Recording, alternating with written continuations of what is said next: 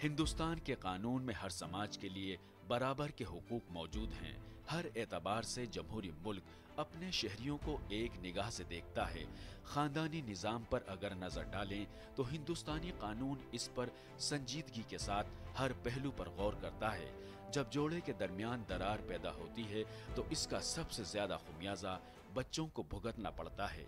बच्चे मुल्क का मुस्तकबिल होते हैं। अगर किसी समाज में बच्चों की तालीम और तरबियत का बेहतर निजाम होगा तो वो मुल्क भी तरक्की की राह पर गामजन होगा। इसी नजरिए के पेश नजर हिंदुस्तानी आइन में एक मजबूत और पायदार खानदान तश्कील देने पर जोर दिया गया है। अगर कोई शोहर बीवी अपने आपसी लड़ाई झगड़े को अदालत की चौखट पर ले जाते हैं तो अदालतें इस बात पर गौर करती हैं कि उनकी तहवील में बच्चा एक खुशगवार जिंदगी गुजारे। कानून में दोनों वालिदैन को बच्चे की परवरिश का मसावी हक हासिल है। ताहम बच्चे की तहवील कौन हासिल कर सकता है, ये अब भी एक सवाल है जिस पर फैसला करने का इख्तियार अदालतों के पास है। नाज़रीन आदाब, इस्तकबाल है आपका हमारी इस खास पेशकश में जिसका नाम है अपना मुल्क अपना आइन, और मैं हूं आपका मेज़बान मोहम्मद नौमान। आज की इस खास पेशकश में हम बात करेंगे चाइल्ड कस्टडी की। जी हाँ, मुल्क में तेज़ी से फैमिली मैटर्स बढ़े हैं और इसके साथ साथ ये मसला भी बहुत अहम हो जाता है कि बच्चा किसकी निगरानी में रहेगा, माँ की, बाप की या फिर किसी तीसरे फरीक की। आज इसके ताल्लुक से क्या कवानीन हैं, क्या अदालत के फैसले हैं और क्या कुछ अदालतों में इसके ताल्लुक से हो रहा है, उस पर हम गुफ्तगू करेंगे। और इसके लिए हमारे साथ स्टूडियो में आज मौजूद हैं दो खास मेहमान। हमारे साथ हैं सुप्रीम कोर्ट की वकील मोहतरमा अंजलि चौहान साहिबा और हमारे दूसरे खास मेहमान हैं सीनियर एडवोकेट अजमल हुसैन साहब। आप दोनों का आज की इस पेशकश में बहुत बहुत इस्तकबाल है। शुरुआत अजमल साहब से मैं करना चाहूँगा। आपका एक लंबा तजुर्बा रहा है वकालत के पेशे में। जब हम इसकी बात करते हैं, चाइल्ड कस्टडी की हम बात करते हैं जी, आखिर इस लफ्ज़ से क्या मुराद है और कहाँ ये अहम हो जाता है? देखिए, कस्टडी का जहाँ तक मुराद है, कस्टडी का मतलब ये आता है कि बच्चा के पेरेंट्स में कोई डिस्प्यूट जब अराइज हो जाता है हस्बैंड के और वाइफ के बीच में, डिवोर्स है या अगर डिवोर्स के भी अगर बीच में हो जाता है, सेपरेशन हो जाता है, तो ऐसे पस मंज़र में, ऐसे बैकग्राउंड के अंदर ये ज़रूरी होता है कि बच्चे जो हैं सबसे ज़्यादा सफ़र होते हैं, बच्चे सबसे ज़्यादा परेशान हो जाते हैं, शिकार होते हैं पेरेंट्स के डिस्प्यूट का जी। इसी कंडीशन में, इस माहौल में, इस पस मंज़र के अंदर, इस बैकग्राउंड के अंदर ये ज़रूरी होता है कि रस्साकशी होती है पेरेंट्स के अंदर कि बच्चा कौन लेगा जी। बच्चे माँ लेगी या बच्चा बाप लेगा। अलग वो तो बड़ा लंबा कानून है, वो तो फिर क्योंकि नाजरीन के हिसाब से, मुल्क के जो लोग देख रहे हैं उनके हिसाब से ये मदर फादर की बीच की मेन डिस्प्यूट है जी। तो ऐसे में कोशिश ये रहती है, भाई माँ कहती है मुझे रहे, बच्चे जाते हैं, बच्चे जाएँ, तो अल्टीमेटली फिर कस्टडी का मैटर जाता है कोर्ट के अंदर जी, जिसको कि आजकल फैमिली कोर्ट देख रही हैं। हर डिस्ट्रिक्ट के अंदर गवर्नमेंट ने एडिशनल डिस्ट्रिक्ट अपॉइंट कर रखे हैं जिनकी कोर्ट के अंदर चाइल्ड कस्टडी का मैटर जाता है जी। और कोर्ट ये डिसाइड करती है कि भाई इसमें कौन बेहतर उसमें उसका अपॉइंट गार्जियन होगा, मदर गार्जियन होगी या फादर गार्जियन होगा। इसको हम कस्टडी कहते हैं। बिल्कुल आपने सही कहा। लेकिन जब हम इसके ताल्लुक से बात करते हैं तो हर मैटर के अंदर कोई ना कोई कानून होता है। अंजलि जी, क्या कानून है हमारे मुल्क में जब हम बच्चे की कस्टडी की बात करते हैं, तो क्या कुछ कानून? जैसे हिंदू मैरिज एक्ट में भी है, स्पेशल मैरिज एक्ट में है, Hindu minority and guardianship act में है, कस्टडी एंड वार्ड एक्ट भी बनाया हुआ है। मुस्लिम लॉ में अलग कानून है। तो हर जगह अलग अलग प्रावधान है कि मदर को मिलनी चाहिए कस्टडी या फादर को मिलनी चाहिए। ये बेसिकली अब डिसाइड करता है बच्चे के वेलफेयर और डेवलपमेंट पे। अब कोर्ट ना क्या करती है, बच्चे को चैम्बर में बुलाकर उससे बात करना चाहती है और उससे पूछना चाहती है कि वो क्या चाहता है। अब ये भी देखा जाता है, प्रावधान तो है ही है, बट उसके अकॉर्डिंग भी देखा जाता है बच्चे के लिए वेलफेयर क्या है और बच्चा कहाँ खुश रह सकता है। लेकिन ये तो वहाँ पोजीशन आ जाती है जहाँ बच्चा बता सकता है। हाँ। अगर बच्चा माइनर है, बता नहीं सकता और अभी कम एज में है, तो उसके लिए क्या कुछ क्राइटेरिया है? हमारे कानून में है कि 5 साल तक की बच्चे की कस्टडी मदर के पास ही रहेगी, क्योंकि मदर एक बच्चे का जो डेवलपमेंट होता है ना, ग्रोथ होता है, वो देख सकती है कि वो खाना सीख रहा है, बोलना सीख रहा है। एक मदर अच्छे से उसको सिखा सकती है। तो 5 साल तक वो बच्चा, चाहे वो लड़का हो या लड़की, वो माँ की कस्टडी में रहेगा। क्या अजमल सर सभी कवानीन के अंदर यही पोजीशन है या कुछ और दूसरे कवानीन के अंदर ये एज बदल भी जाती है? नहीं, मोर और लेस यही जो मैडम ने बताया, मोर और लेस कम और बेश यही कानून है। बच्चा 5 साल तक माँ ही देखेगी जी, क्योंकि माँ से बेटर देखने वाला को हो ही नहीं सकता। जो बच्चे की नीड्स हैं, बेसिक जो ज़रूरतें हैं, जो उसकी बुनियादी ज़रूरतें हैं, वो माँ देख सकती है कि बच्चे को दूध की ज़रूरत है, खाने की ज़रूरत है, जो उसकी जो भी प्रॉब्लम बच्चे की वो लुक आफ्टर कर सकती है माँ ही। तो माँ ही बेस्ट उसके अंदर होती है 5 साल के बाद। उसके बाद फिर ये कोर्ट का मैटर है कस्टडी का। उसके बाद मैडम जब शादी की बात होती है तो सबसे पहले पर्सनल लॉज आ जाते हैं। हाँ जी, क्या जब कस्टडी की बात आती है इसके अंदर भी पर्सनल लॉज जो हैं उनका दखल रहता है? बिल्कुल रहता है। जैसे आपने अभी कुछ एक्सप्लेन किया था, बताया था कि हिंदू एक्ट है, उसके बाद में माइनॉरिटी एक्ट है। जैसे मेरे पास कुछ रिकॉर्ड्स हैं, हिंदू मैरिज एक्ट में सेक्शन 26 है, स्पेशल मैरिज एक्ट में 38 है सेक्शन, और हिंदू माइनॉरिटी एंड गार्जियनशिप में सेक्शन 2, 6, 8, 13, इसमें आप अपनी एप्लीकेशन दर्ज कर सकते हैं। ऐसी गार्जियनशिप एंड वार्ड एक्ट है, उसमें आप सेक्शन 25 में एप्लीकेशन लगा सकते हैं कस्टडी के लिए, मदर हो या फादर कोई भी। ज़्यादातर ये डिस्प्यूट जो है मदर और फादर के बीच में सबसे ज़्यादा सामने आता है कि वो उनके जब कोई इख्तिलाफ बढ़ता है तो ये एक अहम सवाल होता है कि बच्चा जो है वो किसके पास रहेगा। लेकिन ऐसी सूरत हाल में अदालत के पास जब ये मैटर जाता है, अजमल साहब जी सर, अदालत क्या चीज़ देखती है इस मामले में? अदालत का मेजर चीज़ है कि Paramount interest of the minor. ये देखना पड़ता है कि भाई इंटरेस्ट जो है बच्चे की एजुकेशन का, बच्चे की तालीम का, बच्चे की परवरिश का, बच्चे की ग्रूमिंग का, बच्चे के अंदर अच्छे संस्कार डालने का, उसमें अच्छी रिवायतें अपनी जो मज़हब की रिवायतें वो डालने का, ये कोर्ट देखती है। कोर्ट काउंसलिंग भी, अगर कोर्ट में ये लगता है कि कोर्ट खुद भी काउंसलिंग करती है, आजकल हर कोर्ट ने काउंसलर अपॉइंट कर दी हैं। अच्छा, हर कोर्ट के अंदर जो फैमिली कोर्ट के अंदर उससे अटैच काउंसलर्स हैं जी। काउंसलर्स को भी भेजा जाता है बच्चे को समझाने के लिए। पहले तो पेरेंट की काउंसलिंग होती है कि भाई दोनों अगर डाइवोर्स नहीं हुआ जी, तो दोनों साथ रह लें और साथ रह करके फिर बच्चे की परवरिश करें। लेकिन अगर ऐसा नहीं होता, अगर मतलब उनके डिफरेंसेस उनमें इख्तलाफात बढ़ गए हैं तो फिर कोर्ट बच्चे को काउंसलिंग करते हुए बच्चा किसके साथ रहता है। अगर बच्चा फादर के साथ कंफर्टेबल है तो बच्चे के साथ रखें, और माँ के साथ तो माँ रखेंगे। लेकिन प्रेफरेंस जो ज़्यादातर कोर्ट के जो होता है वो माँ की तरफ ही रीन आउट करता है। अगला जो एक अहम सवाल है इस ताल्लुक़ से, वो अंजलि जी मैं आपसे समझना चाहूँगा कि जब हम इस एक्ट की और चाइल्ड कस्टडी की बात करते हैं तो इसमें कभी कभार ऐसी सिचुएशंस भी आ जाती हैं जो हमने देखी कोरोना में ख़ास तौर से कि माता पिता दोनों नहीं रहे। हाँ। अब ऐसी सिचुएशन के अंदर क्या होगा? अभी रिसेंटली एक सुप्रीम कोर्ट का जजमेंट है 9 जून का ही, तो इसमें क्या था कि पेरेंट्स कोविड में दोनों नहीं रहे, तो जो उसकी बच्चे की जो मैटरनल आंटी है वो उसकी टेक केयर करी थी, तो ग्रैंड पेरेंट्स ने कस्टडी की एप्लीकेशन लगाई कि हमें कस्टडी चाहिए बच्चे के लिए। तो जज साहब ने देखा कि भाई जो ग्रैंड पेरेंट्स है, एक 71 एक 63 है, और बच्चा भी बहुत छोटा है 6 साल का, तो वो कैसे उसकी देख रेख कर पाएंगे, इसलिए उन्होंने कस्टडी मैटरनल आंटी को ही दे दी उसकी ना। यानी कोर्ट ने भी वही कंसीडर करा। हाँ जी। और ये 9 जून 2022 का फैसला है, बहुत अहम फैसला है। हाँ, हाँ। इसके अलावा जब हम कस्टडी की बात करते हैं अजमल सर, कितनी तरह की कस्टडी होती है?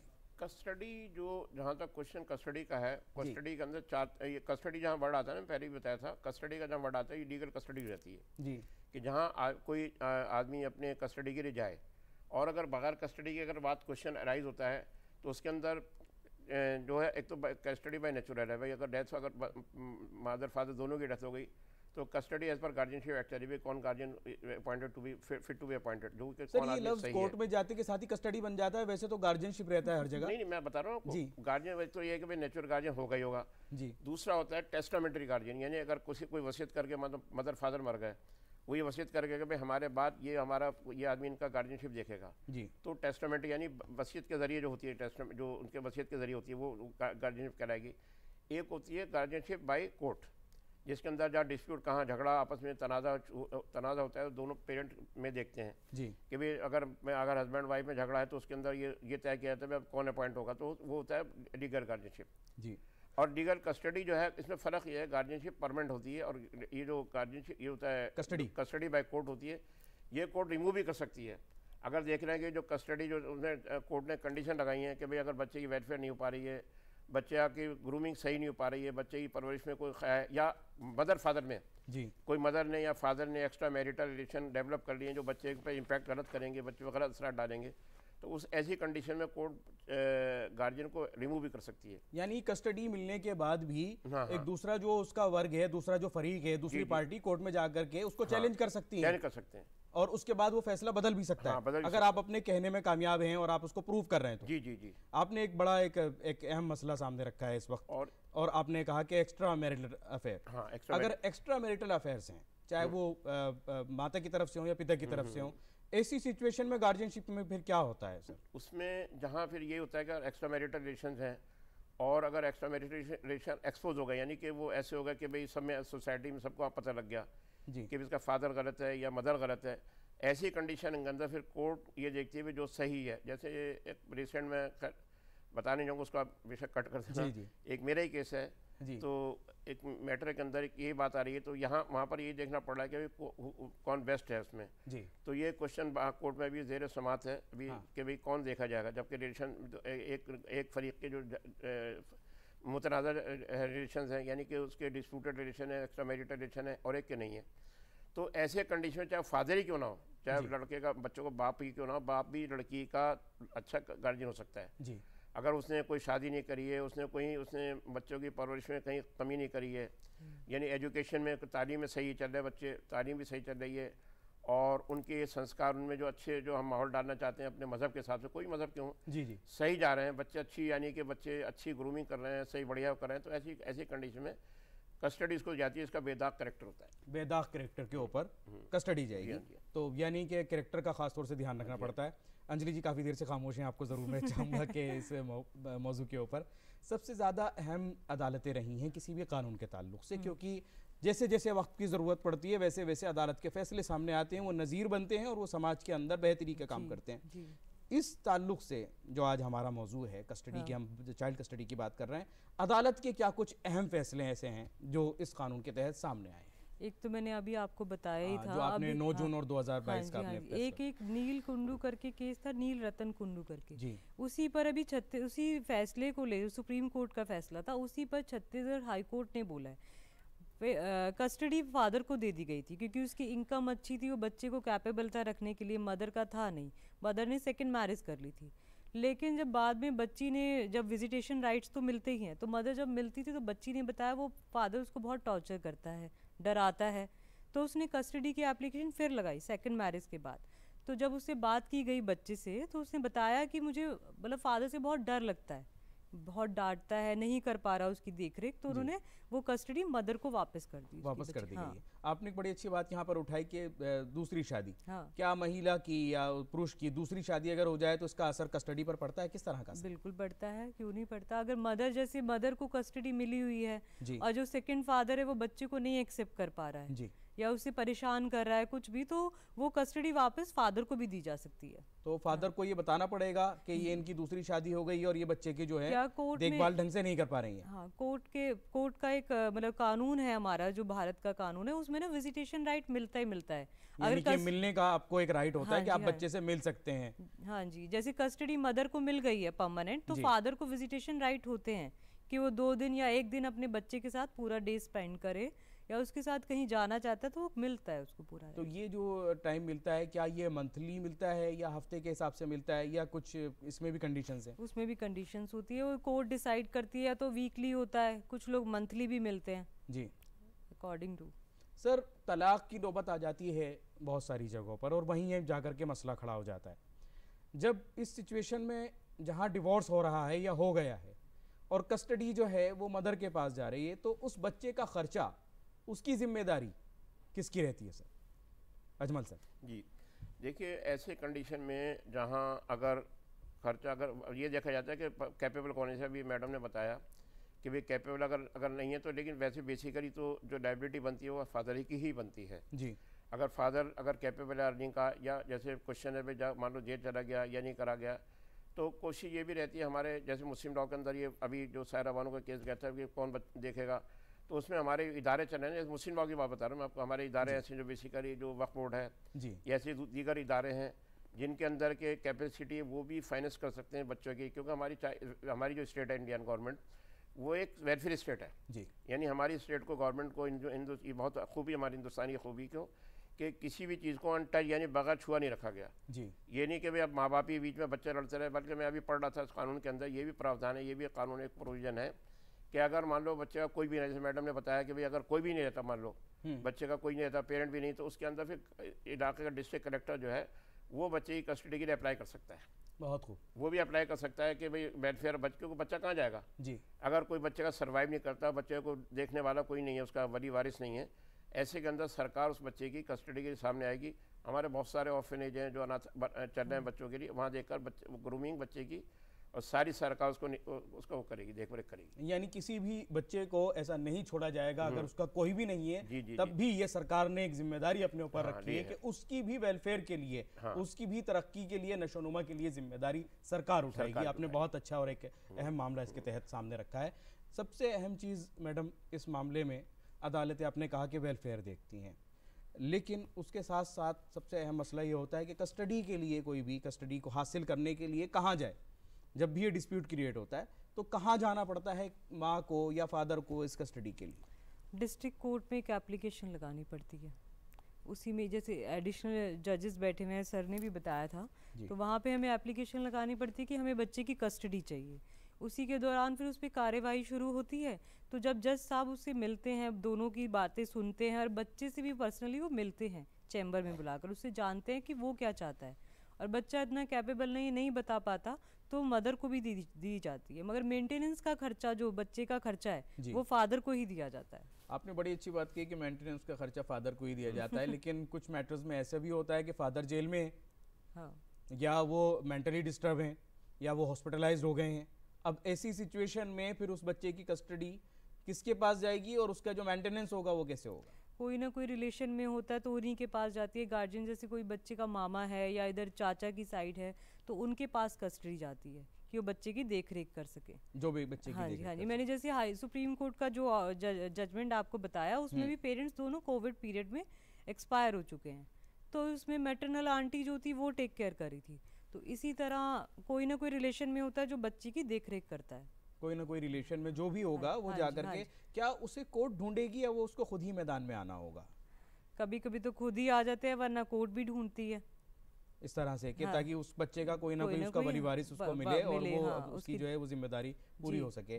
सर, जब मैडम ने कहा कि इसके अंदर हमें एप्लीकेशन जो है कोर्ट में लगानी होती है, एक बड़ा अहम सवाल आ जाता है। बहुत सारे ऐसे भी होते हैं जो गरीब परिवार भी होते हैं, और सबके लिए खैर जानना ज़रूरी है। इसके अंदर हम कॉस्ट की अगर बात करें, खर्चे की अगर बात करें, तो इस कस्टडी को हासिल करने के लिए कितना खर्चा एक इंसान का बैठ जाता है? देखिए, आजकल हमारे यहाँ DLS है, दिल्ली लीगल सर्विस अथॉरिटी है जी, हर कोर्ट से अटैच है। हर डिस्ट्रिक्ट, जैसे दिल्ली के 9 डिस्ट्रिक्ट हैं जी, द्वारका कोर्ट है, साकेत कोर्ट है, पटियाला हाउस कोर्ट है, तीसारी कोर्ट है, कड़कड़ूमा है। हर डिस्ट्रिक्ट के साथ गवर्नमेंट ने, मतलब कि हमारी सरकार ने बहुत अच्छा कर रखा है कि अगर गरीब आदमी है, वो इस काबिल नहीं है कि भाई कोर्ट का अफोर्ड नहीं कर सकता सारा खर्चा, तो सरकार उनको सरकारी वकील मुहैया कराती है। उसका नाम है DLS है, जी, दिल्ली लीगल सर्विस अथॉरिटी। वहाँ जाकर के वो अपना, आपको फाइनेंशियल स्टेटस बताना पड़ेगा कि साहब मैं इसके लायक नहीं हूँ कि मैं खर्चा उठा सकूँ, तो सरकारी वकील मिलेगा, सरकार खर्चा देगी। उसमें टोटल खर्चा जो है ना, टाइपिंग का भी होगा, टिकट्स का जो भी खर्चा होगा, सरकार उसके सरकारी वकील होगा। सरकारी वकील को मैं आपको इसलिए डिटेल में बता रहा हूँ ताकि बहुत सारे लाखों ऐसे लोग नहीं जा पाते कोर्ट के अंदर जी, इसी वजह से खर्चा होगा। तो अगर प्राइवेट वकील का खर्चा नहीं कोई आदमी वहन कर सकता या अफोर्ड कर सकता, तो उनके लिए मेरे तमाम नाज़रीन से मेरी ये बहुत मुअद्दिबाना दरख्वास्त है, ऐसे के अंदर हर कोर्ट के अंदर, हर पूरे मुल्क के अंदर जी, दिल्ली लीगल सर्विस अथॉरिटी यानी फ्री, जहाँ कानूनी सलाह होती है, आप अपने किसी से पता करके वहाँ पर जाएं और इस मामले में भी रहनुमाई हासिल कर सकते हैं और जाकर रहनुमाई हासिल कर सकते हैं, और फ्री वकील मिलेगा आपको। वकील सारा खर्चा देगा, आपको एक पैसा भी नहीं देना पड़ेगा वकील साहब से। अगर करें तब भी ना दें, क्योंकि आपकी कैपेसिटी नहीं है। सरकार सारा खर्चा वकील साहब को देती है, आपको सिर्फ अपनी पेशी पे जाना पड़ेगा, जैसा वकील साहब का उनकी रहनुमाई में चलना पड़ेगा। बहुत खूब, बहुत अच्छी बात कही आपने।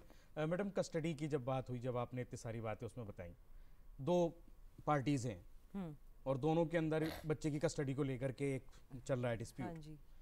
अब एक पार्टी जो कस्टडी का मुतालबा कर रही है, क्या उसको ये बताना होता है कि मैं किस तरह से कस्टडी का हकदार हूँ और मैं किस तरह से इस जिम्मेदारी को निभा सकता हूँ, और दूसरा जो फरीक है या दूसरा जो पार्टी है वो नहीं निभा सकती? क्या ये तमाम चीज़ें उसके अंदर मेंशन करनी ज़रूरी होती हैं? जब ये डिवोर्स के केसेस होते हैं तो इसमें ना दोनों पार्टी को इनकम सर्टिफिकेट फाइल करना पड़ता है अपना, कि दोनों की क्या आय है और दोनों कितना कमाते हैं, दोनों की संपत्ति क्या है, और दोनों का क्या कंफर्ट जोन है बच्चों को लेकर, वो जी। किस तरह उसकी परवरिश करेंगे। जी। कभी कभी क्या होता है कि दोनों अर्निंग होते हैं, जी। कुछ केसेस में ऐसे होता है मदर ज़्यादा कमाती है, जी। पर वहाँ पर ये देखा जाता है कि बच्चा कंफर्ट किसके साथ है, वहाँ पर अर्निंग नहीं देखी जाती, वो किसके साथ खुश है, किसके साथ जाना चाहता है। पर जहाँ पर ये होता है कि मदर के पास कुछ है ही नहीं, तो वहाँ पे मेंटेनेंस बांध दी जाती है जी। बच्चे की, या फिर एक टोटल अमाउंट दे दिया जाता है एफडी के रूप में, या वो कोई संपत्ति भी उसके नाम करना चाहता है तो वो भी दे सकते हैं। आपने बड़ी अच्छी बात कही और बहुत ही एक इंटरेस्टिंग बात भी है कि जहाँ मदर की कमाई ज़्यादा है, अब ऐसी सिचुएशन में जहाँ माँ की कमाई ज़्यादा है और फादर की कम है और कस्टडी वो माँ के पास जाती है या फादर के पास जाए, तो क्या उसके मेंटेनेंस जो है वो माँ से भी ली जा सकती है? जी बिल्कुल ली जाती है, मदर करती हैं। कुछ मदर्स होती हैं वो लेती नहीं है, उनको बस बच्चे की कस्टडी चाहिए होती है, तो वो चाहती है कि मैं अपने बच्चे को खुद रख लूंगी और खुद संभाल लूंगी, तो वहाँ पर वो बोल देती हैं कि भाई मुझे मेंटेनेंस नहीं चाहिए। नहीं, वो मुझे तो खैर उन्होंने मना कर दिया कि हाँ। मुझे नहीं चाहिए। हाँ। लेकिन क्या कोर्ट की तरफ से भी कोई ऐसे डिसीजन है जहाँ ये कह दिया गया हो कि नहीं, इसके जो मेंटेनेंस है हाँ, वो मदर को देंगे? बहुत सारे सुप्रीम कोर्ट के जजमेंट्स ऐसे पास हुए हैं अभी, और हाई कोर्ट में भी हैं जहाँ पर ये कहा गया है जब आप मतलब मदर अर्निंग है और कैपेबल है तो वो मतलब फादर से लेने की हकदार नहीं रहती है, वो बच्चे की देखरेख कर सकती है।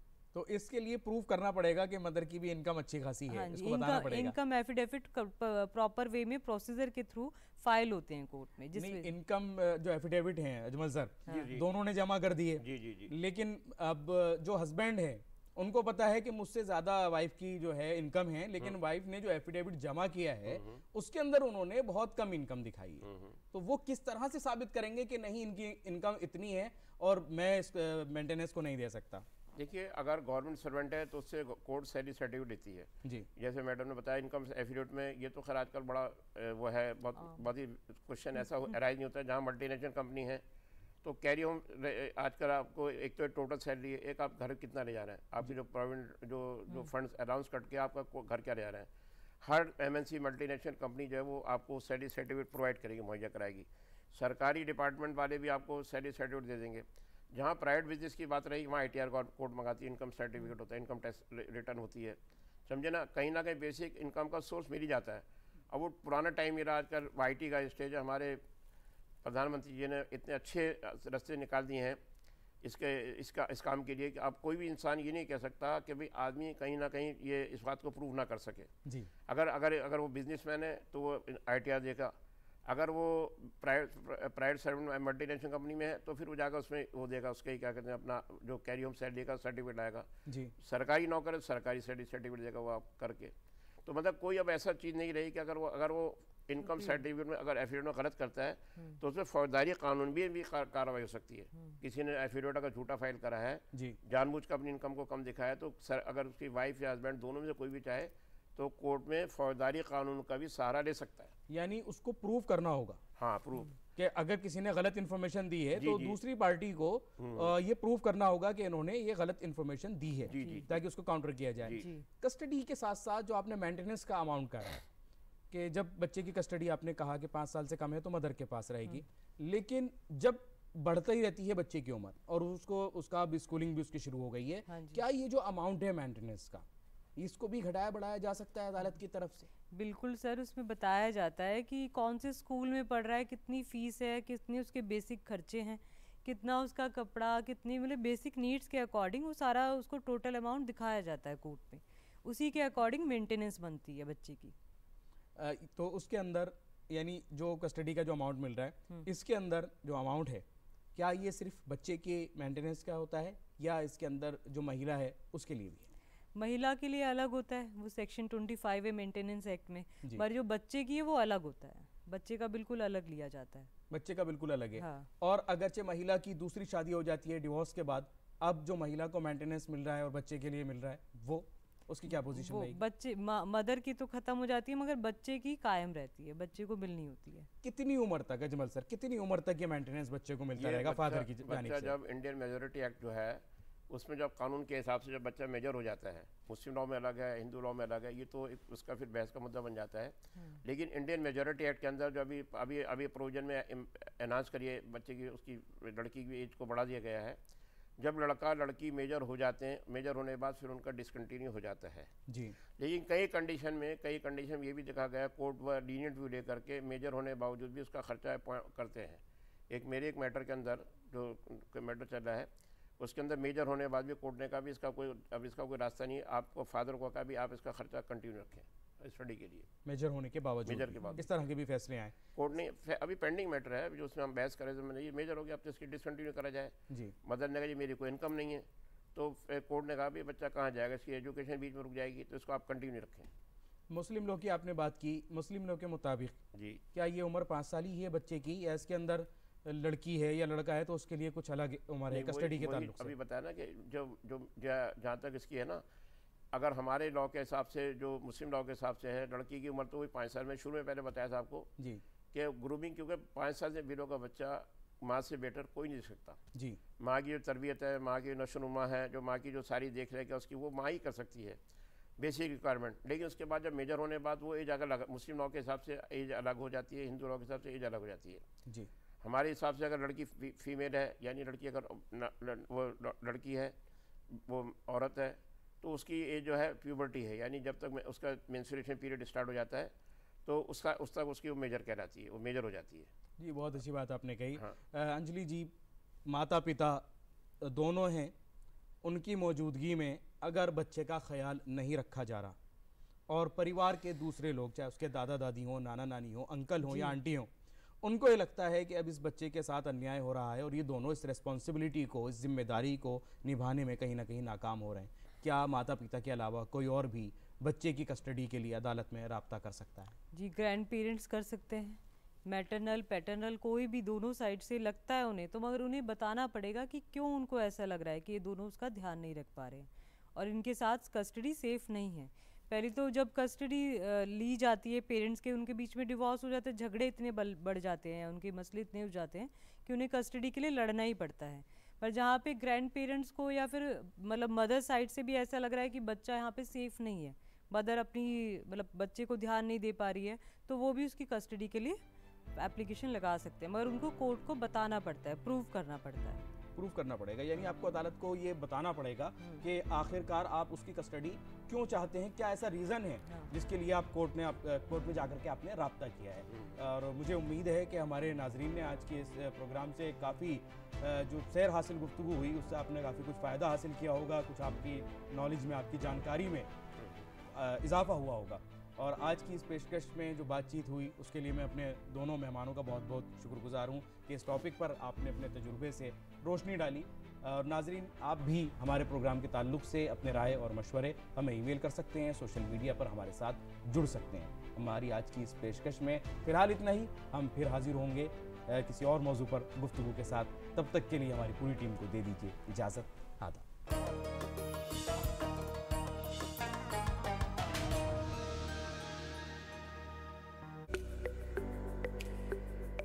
मुख्तलिफ बीमारियों के बारे में आपके हर सवाल का जवाब देंगे हमारे माहिर डॉक्टर। बताएंगे आपको सेहतमंद जिंदगी का राज, ताकि आप बदल सकें अपने जीने का अंदाज। सवाल पूछने के लिए